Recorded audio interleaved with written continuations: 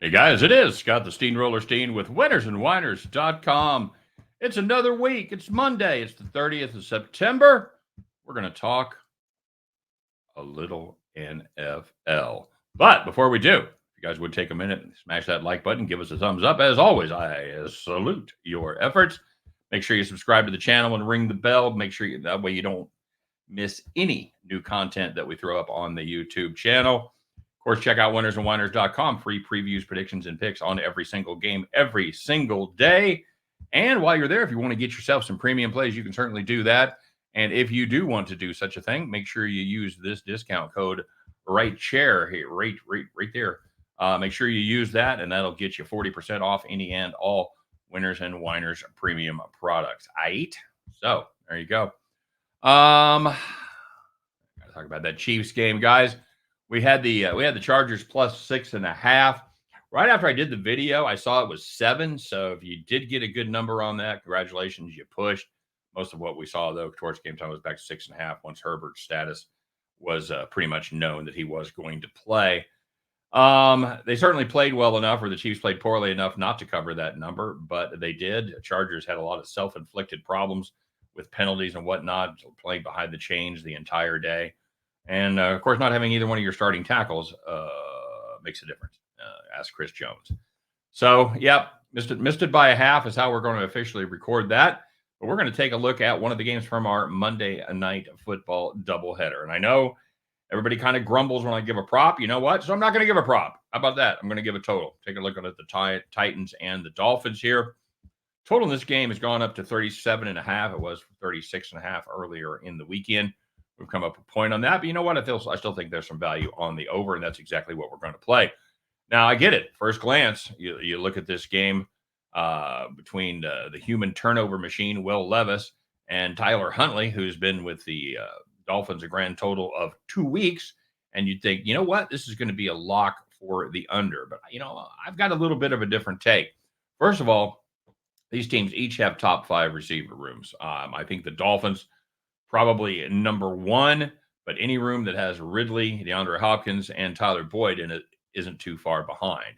I also know that conventional wisdom says the Dolphins should just run the football, drain clock, and let their defense do their thing. Problem is with that is when the Dolphins defense does their thing, it usually means giving up a buttload of passing yards. This is a Miami team that has allowed 9.07 yards per target and a 70% cash rate. You think those sound high? There's a reason they are high. In fact, they're the worst in the NFL. And add to the fun, they're probably going to be without starting corner, or they are also going to be without starting corner Kendall Fuller. So that'll be a good time. The other problem with that strategy is they're probably going to be without Mostert. We'll have to see. He said he's trying to make it, but he was limited in practice on Saturday. We'll see how it goes. And I just don't know how much I trust Achane to be an every down back. Yeah, he had 96 yards against Buffalo, looked great, but sandwiched around that was 30 yards against Seattle, 26 yards against the Jags. So what do you have for this kid? And people actually forget that Huntley was a Pro Bowler. Did you forget? I bet you did.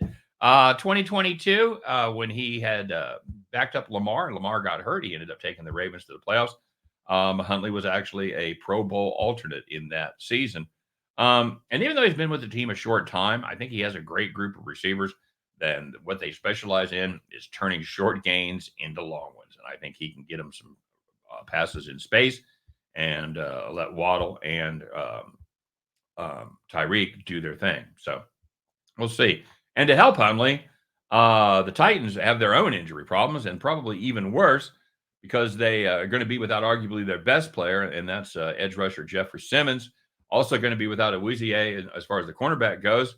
And it's very possible that the other cornerback, L'Jarius Sneed, by the way, a Tyreek shut down corner, knows how to play him from his time with Kansas City.